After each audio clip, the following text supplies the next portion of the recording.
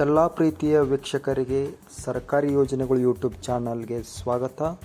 ಇವತ್ತಿನ ಈ ವಿಡಿಯೋ ಮಹಿಳೆಯರಿಗಾಗಿ ಇರುವಂತಹ ಸರ್ಕಾರಿ ಯೋಜನೆಗಳ ಬಗ್ಗೆ ತಿಳಿದುಕೊಳ್ಳೋಣ. ಸರ್ಕಾರವು ಮಹಿಳೆಯರ ಶಿಕ್ಷಣ, ಸುರಕ್ಷತೆ ಹಾಗೂ ಆರ್ಥಿಕ ಅಭಿವೃದ್ಧಿಗಾಗಿ ಹಲವಾರು ಯೋಜನೆಗಳನ್ನು ಜಾರಿಗೆ ತಂದಿದೆ. ಮಹಿಳೆಯರ ಅಭಿವೃದ್ಧಿ ಮತ್ತು ಸಂರಕ್ಷತೆ ಸರ್ಕಾರದ ಈ ಯೋಜನೆಗಳು ಲಾಭದಾಯಕ ಮತ್ತು ಸಹಾಯಕವಾಗಿವೆ. ಕೇಂದ್ರ ಸರ್ಕಾರದಿಂದ ಲಭ್ಯ ಇರುವ ಕೆಲವು ಮುಖ್ಯ ಯೋಜನೆಗಳ ಬಗ್ಗೆ ಮಾಹಿತಿ ಈ ವಿಡಿಯೋದಲ್ಲಿ ಇದೆ. ಪೂರ್ತಿ ವಿಡಿಯೋ ನೋಡಿ ಈ ಮಾಹಿತಿಯನ್ನು ತಿಳಿದುಕೊಳ್ಳಿ. ಮಹಿಳಾ ಸಮ್ಮಾನ ಯೋಜನೆ 2023ರ ಕೇಂದ್ರ ಬಜೆಟ್ ಮಂಡನೆಯಲ್ಲಿ ಹಣಕಾಸು ಸಚಿವೆ ನಿರ್ಮಲಾ ಸೀತಾರಾಮನ್ ಅವರು ಘೋಷಿತ ಯೋಜನೆ ಇದಾಗಿದ್ದು, ಇದನ್ನು ಮಹಿಳಾ ಸಮ್ಮಾನ ಬಚತ್ ಪತ್ರ ಯೋಜನೆ ಎಂದು ಕೂಡ ಕರೆಯಲಾಗುತ್ತದೆ. ಈ ಯೋಜನೆಯು ಪ್ರಯೋಜನ ಪಡೆಯಲು ಬಾಲಕಿಯರು ಅಥವಾ ಮಹಿಳೆಯರು ಮಾತ್ರ ಅರ್ಹತೆ ಹೊಂದಿದ್ದು, ಆಸಕ್ತರು ಸಮೀಪದ ಅಂಚೆ ಕಚೇರಿಯಲ್ಲಿ ಮಹಿಳಾ ಸಮ್ಮಾನ ಉಳಿತಾಯ ಪ್ರಮಾಣ ಪತ್ರಗಳನ್ನು ಖರೀದಿಸಬಹುದಾಗಿದೆ. ಸರ್ಕಾರದ ಸ್ಥಿರ ಆದಾಯ ಉಳಿತಾಯದ ಯೋಜನೆ ಇದಾಗಿದ್ದು, ಅಪಾಯ ಮುಕ್ತವಾಗಿದೆ. ಉಳಿತಾಯದ ಹಣದ ಮೇಲೆ ಖಚಿತ ಆದಾಯ ಗಳಿಸಬಹುದಂತ ಒಂದು ಯೋಜನೆ ಇದಾಗಿದೆ. ಈ ಯೋಜನೆಯು ಹೂಡಿಕೆ ಮಾಡುವ ಹೂಡಿಕೆದಾರರಿಗೆ ಸೆಕ್ಷನ್ 80 ಅಡಿಯಲ್ಲಿ ತೆರಿಗೆ ಉಳಿತಾಯ ಪ್ರಯೋಜನಗಳು ಸಹ ನೀಡುತ್ತಿದ್ದು, ತೆರಿಗೆ ಉಳಿತಾಯ ಕೂಡ ಮಾಡಬಹುದಾಗಿದೆ. ಮಹಿಳಾ ಸಮ್ಮಾನ ಯೋಜನೆಯ ಹೂಡಿಕೆ ಅವಧಿ. ಯೋಜನೆ ಅಡಿಯಲ್ಲಿ ಮಹಿಳೆಯರು ಗರಿಷ್ಠ 2 ವರ್ಷಗಳ ಅವಧಿಯವರೆಗೆ ಹೂಡಿಕೆ ಮಾಡಬಹುದಾಗಿದೆ. 2 ವರ್ಷದ ಒಳಗಾಗಿ ನಿಮಗೆ ಹಣದ ಅವಶ್ಯಕತೆ ಇದ್ದು, ನೀವು ಹಿಂಪಡೆಯಬೇಕಾದರೆ ಯಾವುದೇ ಶುಲ್ಕವಿಲ್ಲದೆ ಹಿಂಪಡೆಯುವ ಸೌಲಭ್ಯಗಳನ್ನು ನೀವು ಪಡೆಯಬಹುದಾಗಿದೆ. ಎರಡನೇದಕ್ಕೆ ಸುಕನ್ಯಾ ಸಮೃದ್ಧಿ ಯೋಜನೆ. ಕೇಂದ್ರ ಸರ್ಕಾರವು ಬೇಟಿ ಪಡಾವೋ ಬೇಟಿ ಬಚಾವೋ ಎಂಬ ಕಾರ್ಯಕ್ರಮದ ಅಡಿಯಲ್ಲಿ ಹೆಣ್ಣು ಮಕ್ಕಳಿಗಾಗಿಯೇ ಈ ಯೋಜನೆ ಪ್ರಾರಂಭಿಸಿದೆ. ಇದೊಂದು ಹೆಣ್ಣು ಮಗುವಿನ ಆರ್ಥಿಕ ಅಗತ್ಯತೆಗಳಿಗಾಗಿ ಸರ್ಕಾರದಿಂದ ಬೆಂಬಲಿತವಾದ ಡಿಪಾಸಿಟ್ ಯೋಜನೆಯಾಗಿದೆ. ಸುಕನ್ಯಾ ಸಮೃದ್ಧಿ ಯೋಜನೆಯಡಿಯಲ್ಲಿ 10 ವರ್ಷ ತುಂಬಿದ ಅಥವಾ 10 ವರ್ಷಕ್ಕಿಂತ ಕಡಿಮೆ ವಯಸ್ಸಿನ ಹೆಣ್ಣು ಮಕ್ಕಳಿಗೆ ಮಗುವಿನ ಹೆಸರಿನಲ್ಲಿ ಖಾತೆಯನ್ನು ತೆರೆಯಬಹುದಾಗಿದೆ. ಕನಿಷ್ಠ ₹250, ಗರಿಷ್ಠ ₹1.5 ಲಕ್ಷವರೆಗೆ ಡಿಪಾಸಿಟ್ ಇಡಬಹುದಂತ ಒಂದು ಸ್ಕೀಮ್ ಆಗಿದೆ. ಒಂದು ಬಾರಿ ಈ ಯೋಜನೆಯ ಅಡಿಯಲ್ಲಿ ಖಾತೆ ತೆರೆದ ನಂತರ ಪ್ರತಿ ಹಣಕಾಸು ವರ್ಷದಲ್ಲಿ ಕನಿಷ್ಠ ₹250 ಡಿಪಾಸಿಟ್ ಮಾಡಬೇಕು ಮತ್ತು ಡಿಪಾಸಿಟ್ ಮಾಡುವ ಗರಿಷ್ಠ ಮೊತ್ತವು ₹1.5 ಲಕ್ಷ ಆಗಿದೆ. ಒಂದು ವೇಳೆ ಕನಿಷ್ಠ ಮೊತ್ತವನ್ನು ಡಿಪಾಸಿಟ್ ಮಾಡಲು ಸಾಧ್ಯವಾಗದಿದ್ದರೆ ಸುಕನ್ಯಾ ಸಮೃದ್ಧಿ ಯೋಜನೆಯ ಖಾತೆಯನ್ನು ಡಿಫಾಲ್ಟ್ ಖಾತೆಯಾಗಿರುತ್ತದೆ.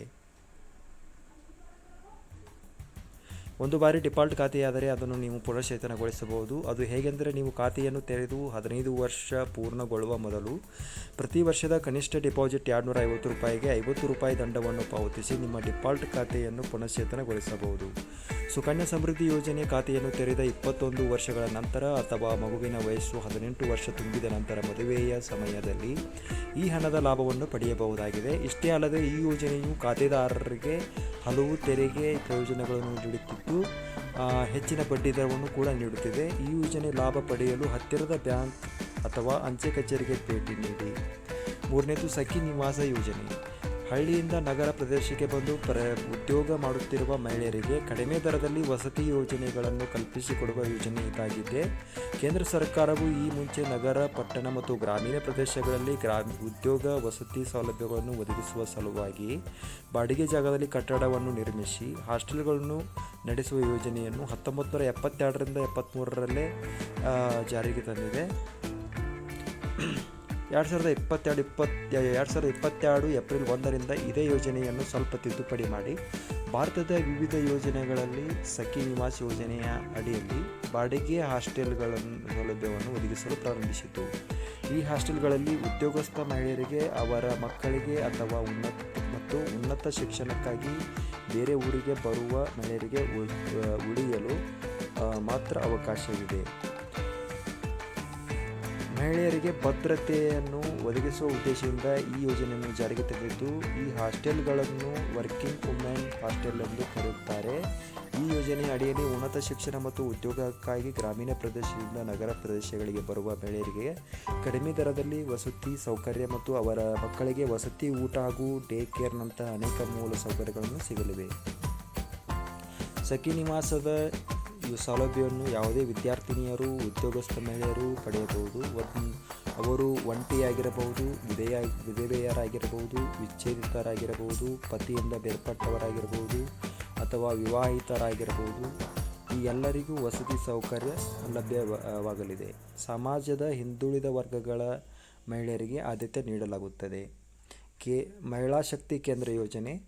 ಕೇಂದ್ರ ಸರ್ಕಾರವು ಮಹಿಳೆಯರ ಜೀವನ ಮಟ್ಟವನ್ನು ಸುಧಾರಿಸಲು ಹಾಗೂ ಗ್ರಾಮೀಣ ಮಹಿಳೆಯರನ್ನು ಸಬಲೀಕರಣಗೊಳಿಸಲು ಮಹಿಳಾ ಶಕ್ತಿ ಕೇಂದ್ರ ಯೋಜನೆಗಳನ್ನು ಜಾರಿಗೆ ತಂದಿದೆ. ಈ ಯೋಜನೆ ಕೇಂದ್ರ ಸರ್ಕಾರದ ಮಹಿಳಾ ಮತ್ತು ಮಕ್ಕಳ ಅಭಿವೃದ್ಧಿ ಸಚಿವಾಲಯ ಇಲಾಖೆಯಿಂದ 2017ರಲ್ಲಿ ಜಾರಿಗೆ ತಂದಿದೆ. ಈ ಯೋಜನೆಯ ಮುಖ್ಯ ಉದ್ದೇಶ ಏನೆಂದರೆ ಗ್ರಾಮೀಣ ಮಹಿಳೆಯರಿಗೆ ತಮ್ಮ ಸಂಪೂರ್ಣ ಸಾಮರ್ಥ್ಯವನ್ನು ಅರಿತುಕೊಳ್ಳುವ ವಾತಾವರಣವನ್ನು ಸೃಷ್ಟಿ ಮಾಡುವುದಾಗಿದ್ದು, ಮಹಿಳಾ ಶಕ್ತಿಯನ್ನು ಸಬಲೀಕರಣಗೊಳಿಸುತ್ತಿದೆ. ರಾಷ್ಟ್ರೀಯ, ರಾಜ್ಯ, ಜಿಲ್ಲಾ ಮತ್ತು ಬ್ಲಾಕ್ ಮಟ್ಟ ಸೇರಿ ಒಟ್ಟು 4 ಹಂತಗಳಲ್ಲಿ ಮಹಿಳೆಯರ ಸಮಸ್ಯೆ ಕುರಿತು ತಾಂತ್ರಿಕ ಬೆಂಬಲವನ್ನು ನೀಡಲು ಸಂಪನ್ಮೂಲ ಕೇಂದ್ರಗಳನ್ನು ಸ್ಥಾಪನೆ ಮಾಡಲಾಗಿದೆ. ಈ ಮಹಿಳಾ ಕೇಂದ್ರಗಳಲ್ಲಿ ಮಹಿಳಾ ಕಲ್ಯಾಣಾಧಿಕಾರಿ ಮತ್ತು ಜಿಲ್ಲಾ ಸಂಯೋಜಕರು ನೇಮಕ ಮಾಡಲಾಗಿದೆ. ಈ ಹುದ್ದೆಗಳಿಗೆ ಮಹಿಳೆಯರಿಗೆ ಮಾತ್ರ ಹೆಚ್ಚಿನ ಆದ್ಯತೆ ನೀಡಲಾಗುವುದು. ಈ ಹುದ್ದೆಯಲ್ಲಿರುವವರು ಸರ್ಕಾರದಿಂದ ಮಹಿಳೆಯರಿಗಾಗಿ ಇರುವ ಎಲ್ಲ ಯೋಜನೆಗಳನ್ನು ತಳಮಟ್ಟದವರೆಗೂ ತಲುಪಿಸಲು ಸಹಾಯ ಮಾಡುತ್ತದೆ ಹಾಗೂ ಇದೇ ಇವರ ಕರ್ತವ್ಯವಾಗಿರುತ್ತದೆ. 5ನೇದು ಮಹಿಳಾ ಸಹಾಯವಾಣಿ ಯೋಜನೆ. ಇದು ಕೇಂದ್ರ ಸರ್ಕಾರದ ಯೋಜನೆಯಾಗಿದೆ. ಮಹಿಳಾ ಸಹಾಯವಾಣಿ ಯೋಜನೆಯಾಗಿದೆ. ಮಹಿಳೆಯರ ಸುರಕ್ಷತೆಗಾಗಿಯೇ ಜಾರಿಗೊಳಿಸಿದ ಯೋಜನೆಯಾಗಿದೆ. ಸಾರ್ವಜನಿಕ ಹಾಗೂ ಖಾಸಗಿ ಸ್ಥಳಗಳಲ್ಲಿ ಮಹಿಳೆಯರ ಮೇಲೆ ಆಗುತ್ತಿರುವ ದೌರ್ಜನ್ಯವನ್ನು ತಡೆಹಿಡಿಯಲು ಈ ಯೋಜನೆಯು ಸಹಕಾರಿಯಾಗಿದೆ. ಯಾವುದೇ ಖಾಸಗಿ ಅಥವಾ ಸಾರ್ವಜನಿಕ ಸ್ಥಳದಲ್ಲಿ ಮಹಿಳೆಯರ ದೌರ್ಜನ್ಯಕ್ಕೆ ಒಳಗಾದ ಮಹಿಳೆಯರಿಗೆ 24 ಗಂಟೆಗಳ ಒಳಗಾಗಿ ತುರ್ತು ಸಹಾಯವನ್ನು ಒದಗಿಸುತ್ತದೆ. ಯಾವುದೇ ಸಂದರ್ಭದಲ್ಲಿ ಅಥವಾ ತುರ್ತು ಪರಿಸ್ಥಿತಿಯಲ್ಲಿ ಮಹಿಳೆಯರು 181 ಟೋಲ್ ಫ್ರೀ ಸಂಖ್ಯೆಗೆ ಕಾಲ್ ಮಾಡಿದರೆ ಸಹಾಯ ಸಿಗಲಿದೆ. ಇದೇ ರೀತಿಯ ಸರ್ಕಾರಿ ಯೋಜನೆಗಳು ಮಾಹಿತಿ ತಿಳಿದುಕೊಳ್ಳಲು ನಮ್ಮ ಸರ್ಕಾರಿ ಯೋಜನೆಗಳು ಯೂಟ್ಯೂಬ್ ಚಾನಲ್ ಈಗಲೇ ಸಬ್ಸ್ಕ್ರೈಬ್ ಮಾಡಿಕೊಳ್ಳಿ. ಹಾಗೆ ಬೆಲ್ ಐಕಾನ್ ಮೇಲೆ ಕ್ಲಿಕ್ ಮಾಡುವ ಮುಖಾಂತರ ಹೊಸ ಅಪ್ಡೇಟ್, ಹೊಸ ವಿಡಿಯೋಗಳನ್ನು ತಾವು ನೋಡಿಕೊಳ್ಬೋದು. ಹಾಗೆ ಈ ವಿಡಿಯೋಗಳನ್ನು ತಮ್ಮ ಸ್ನೇಹಿತರಿಗೆ, ತಮ್ಮ ಕುಟುಂಬದವರಿಗೆ ಶೇರ್ ಮಾಡಿ. ಇದನ್ನು ನಾವು ತಿಳಿಸುವಂಥ ಹೊಸ ಯೋಜನೆಗಳ ಬಗ್ಗೆ, ಹೊಸ ವಿಡಿಯೋಗಳ ಬಗ್ಗೆ ತಕ್ಷಣ ಮಾಹಿತಿ ಪಡೆದುಕೊಂಡು ಅದರ ಸದುಪಯೋಗ ಪಡೆದುಕೊಳ್ಳಿ ಅಂತ ಹೇಳ್ತಾ ಇವತ್ತಿನ ವಿಡಿಯೋವನ್ನು ಇಲ್ಲಿಗೆ ಮುಗಿಸ್ತಾ ಇದ್ದೀನಿ. ಧನ್ಯವಾದಗಳು.